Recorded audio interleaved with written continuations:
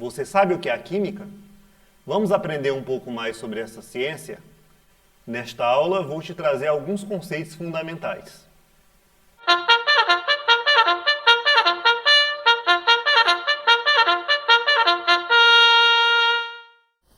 Mas o que é a química?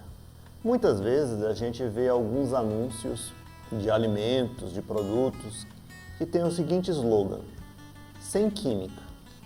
Por exemplo, uma alimentação como a dessa imagem é classificada como sem química. Enquanto que guloseimas como essas, nossa, esses alimentos têm muita química. Será que isso está certo? Para responder perguntas como essa, primeiro a gente precisa entender o que é química. A química, ela estuda a matéria, suas transformações e a energia envolvida nessas transformações. Bem, mas a resposta puxa uma outra pergunta. Mas e o que é matéria? Etimologicamente, matéria é aquilo do que as coisas são feitas. Mas um conceito mais popular é que matéria é tudo aquilo que tem massa e ocupa lugar no espaço. Então, quase tudo que está em nossa volta é matéria. As paredes, o seu celular, o nosso corpo, os alimentos que consumimos, todos são matérias. Então, sabendo disso, voltando ao exemplo anterior, esse conceito de que os alimentos naturais são sem química está completamente equivocado, pois tudo é matéria. A diferença é que um alimento é industrializado e o outro pode ser consumido in natura. Voltando ao conceito de matéria, tudo aquilo à nossa volta que preenche esses dois requisitos pode ser classificado como matéria. Será que o ar é matéria? Para responder essa pergunta, a gente pode recorrer a experimentos. A química é uma ciência essencialmente experimental. Isto é, os cientistas se fazem questionamentos, como esse que acabei de fazer, levantam hipóteses, fazem observações, conduzem experimentos controlados e, a partir dos dados coletados desses experimentos, elaboram teorias que vão responder esse questionamento. A ciência funciona assim. Por exemplo, como descobrir se o ar tem massa ou não? Você poderia pesar uma bexiga vazia, em seguida encher essa bexiga de ar e pesá-la novamente. Você vai ver que a massa da bexiga cheia de ar é maior. Então isso demonstra que o ar tem massa. E será que o ar ocupa lugar no espaço? Uma forma simples de você descobrir isso é você pegar uma seringa, tampar uma de suas extremidades e apertar o êmbolo. Você vai perceber que vai chegar um ponto que você não consegue mais mover aquele êmbolo. Por quê? O ar que está dentro daquela seringa está sendo comprimido e ocupando o seu espaço interno. Então isso mostra que o ar ocupa sim lugar no espaço. E a matéria, ela pode se apresentar de duas formas. Ou como uma substância, ou seja, quando tem apenas um componente, ou como mistura, ou seja, quando tem mais de um componente. E como diferenciar se a matéria é uma substância, ou substância pura, que é uma expressão redundante, ou uma mistura? Analisando propriedades específicas da matéria. Exemplos dessas propriedades específicas, nós temos os pontos de fusão e de ebulição, que é a temperatura que a matéria derrete e passa para o estado de vapor, a sua densidade ou massa específica, o calor específico, que é a quantidade de calor que temos que fornecer a um material para que 1 grama desse material eleve sua temperatura em 1 grau Celsius, o coeficiente de solubilidade, que é a quantidade de um determinado material que pode ser dissolvido em uma determinada quantidade de solvente a uma dada temperatura. E temos também propriedades organolépticas, que são aquelas propriedades que nós podemos identificar através dos nossos sentidos, como sabor, cor, cheiro e assim sucessivamente. Outras propriedades da matéria: massa, Se algo à nossa volta não tem massa, não pode ser classificado como matéria. Por exemplo, a luz. A luz não tem massa. A luz é uma onda eletromagnética, embora possa haver outras definições para a luz. Então, a luz não é matéria. Extensão, ou seja, a matéria tem tamanho. Inércia, que é uma propriedade física que nos diz que um corpo em movimento ou em repouso tende a manter o seu estado, desde que as forças que atuam sobre esse corpo não sejam alteradas.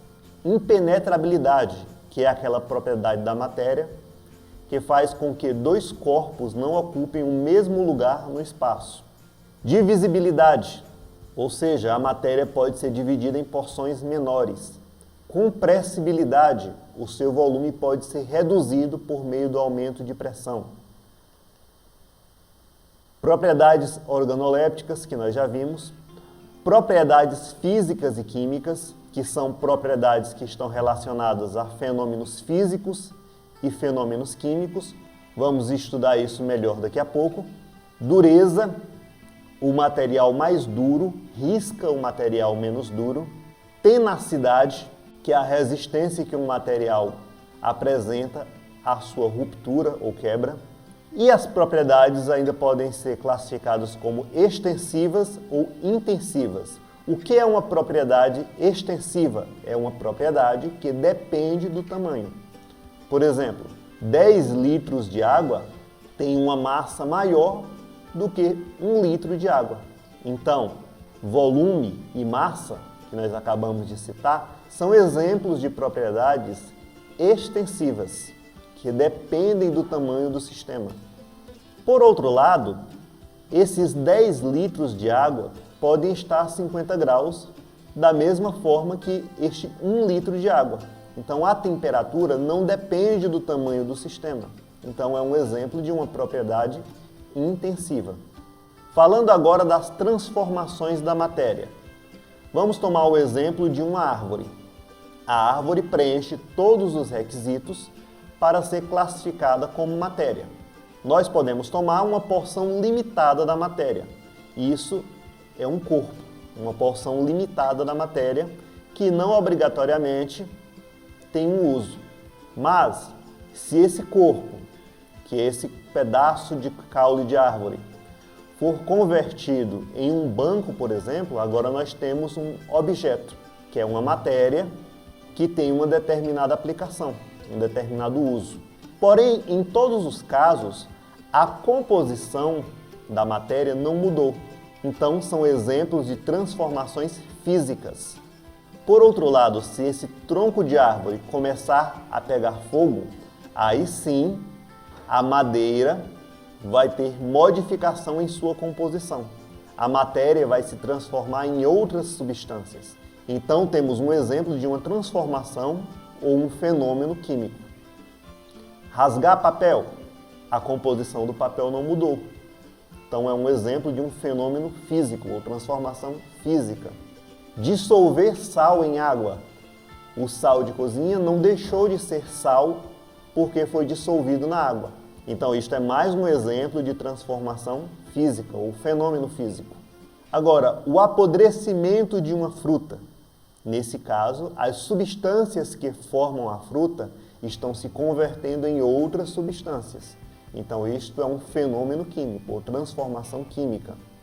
Preparar um bolo. Você vai pegar ingredientes, misturar, tratar termicamente e obter um produto completamente diferente dos ingredientes dos quais você partiu. Então, isso também é uma transformação química. E falando de transformações físicas, vamos falar um pouco das mudanças de fase da matéria. Quantos estados físicos da matéria existem? Só 3? Na verdade, existem muito mais. Não existe só o sólido, o líquido e o gasoso. Por exemplo, qual o estado físico do Sol? Não é nenhum desses 3. O estado físico do Sol é o plasma. Mas nós vamos nos ater a essas 3 fases da matéria. Um sólido pode se converter em um líquido em um processo chamado de fusão. Por exemplo, o derretimento do gelo. E o processo inverso? Um líquido pode se converter em um sólido em um processo chamado de solidificação. Exemplo, a formação do gelo. E a passagem do estado líquido para o gasoso?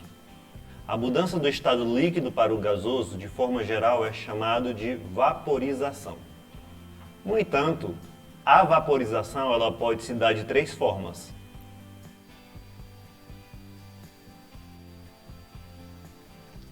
Ela pode se dar por meio de aquecimento e conformação de bolhas. Esse processo é chamado de ebulição,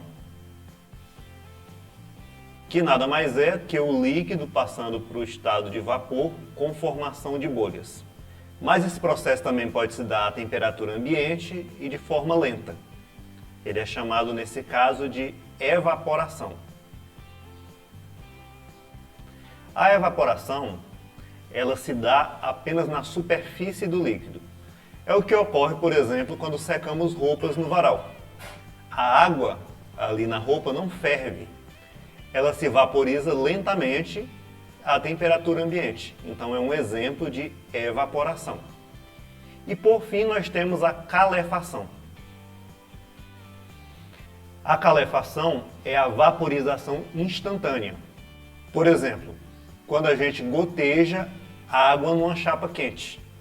Aquela água, ao entrar em contato com a chapa quente, vaporiza-se instantaneamente. Ela nem chegou a ferver. Então esse é o caso da calefação. Portanto, vaporização é um termo genérico. A vaporização se divide em três tipos. E o processo inverso? A passagem do estado gasoso para o estado líquido.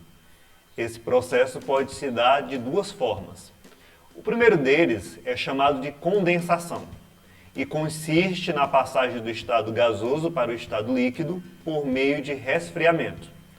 É o que ocorre, por exemplo, quando colocamos uma latinha de refrigerante gelado na superfície de uma mesa e pouco tempo depois tudo ao seu redor está molhado. De onde veio aquela água? Ela atravessou as paredes da latinha? Não. Foi o vapor de água da atmosfera que, ao entrar em contato com a superfície fria da lata, se condensou, passando para o estado líquido. E o que seria a liquefação? Você já deve ter visto, quando acaba o gás de cozinha no botijão, como que fazemos para verificar? Nós pegamos o botijão e damos aquela balançada. Se você ouvir o barulho de algum líquido balançando ali dentro, significa que ainda tem gás dentro do botijão. Daí você se pergunta, se é um gás, por que que dentro do botijão ele é um líquido? Acontece que o gás dentro do botijão está sob altas pressões e por isso ele se converte em um líquido. A passagem do estado gasoso para o estado líquido por meio de aumento de pressão é chamado de liquefação. Por isso que o gás de cozinha é chamado de GLP, gás liquefeito de petróleo. Podemos ter ainda a passagem direta do estado sólido para o estado gasoso, que é chamado de sublimação. É o que ocorre, por exemplo, com as bolinhas de naftalina que colocamos nos guarda-roupas para eliminar as traças. Com o tempo, elas vão diminuindo de tamanho. Por quê? Porque elas vão passando do estado sólido diretamente para o estado gasoso. E o processo inverso? O processo inverso também é chamado de sublimação, mas alguns chamam de ressublimação.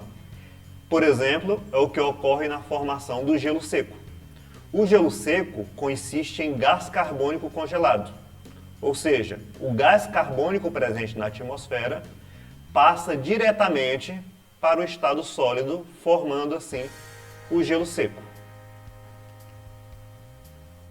Acompanhar a mudança de estado físico graficamente é importante para reconhecermos se a matéria trata-se de uma substância pura ou de uma mistura. Esses gráficos são chamados de curvas de aquecimento. Por exemplo, aqui nós temos a curva de aquecimento da água. Estão destacadas aqui duas temperaturas, 0 graus Celsius, que é a temperatura de fusão do gelo, e 100 graus Celsius, que é a temperatura de ebulição da água. Essas temperaturas, elas dependem da altitude em que a experiência é feita. A temperatura de fusão e de ebulição são respectivamente 0 e 100 graus somente ao nível do mar.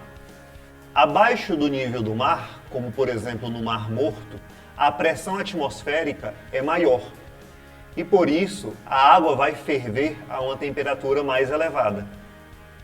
Já em locais que estão acima do nível do mar, como por exemplo em La Paz, a pressão atmosférica é mais baixa e por isso os líquidos fervem a uma temperatura menor.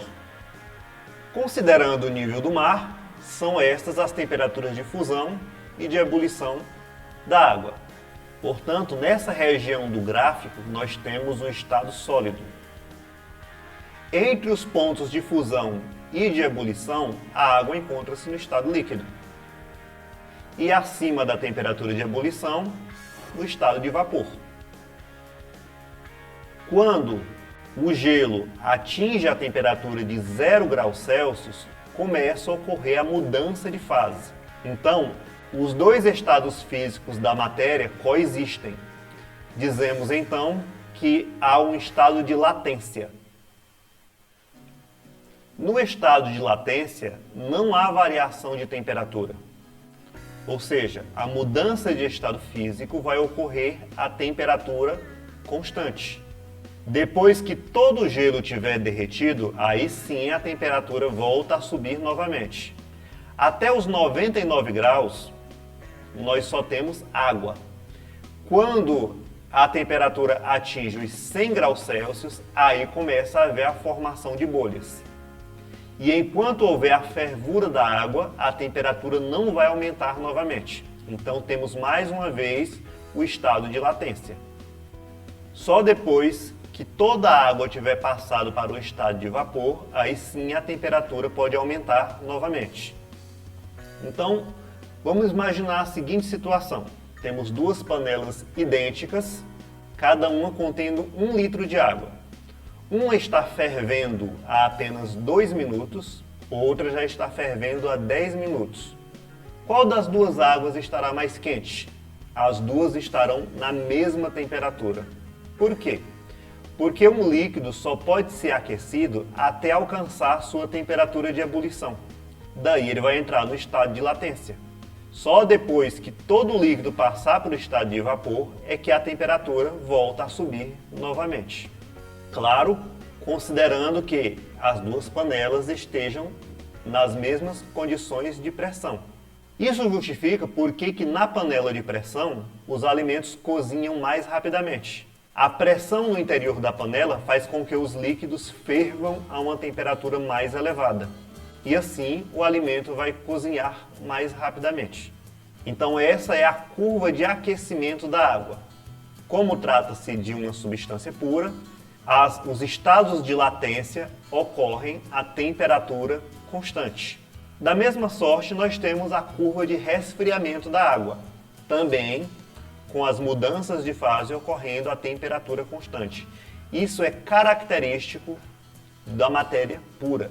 Quando nós nos deparamos com uma mistura, essa mudança de fase ela não vai ocorrer a temperatura constante. Por quê? Porque cada componente da mistura vai ter um ponto de fusão e de ebulição diferentes. Por isso a latência vai ocorrer uma curva inclinada. Nós vamos ter uma faixa de temperatura e não uma temperatura constante. Porém, atentai bem para um detalhe. Existem misturas que se comportam como substâncias puras na temperatura de ebulição. E outras se comportam como substâncias puras no ponto de fusão. Essas misturas que se comportam como substâncias puras no ponto de ebulição são chamadas de misturas azeotrópicas. E essas misturas que se comportam como substâncias puras no ponto de fusão são chamadas de misturas eutéticas.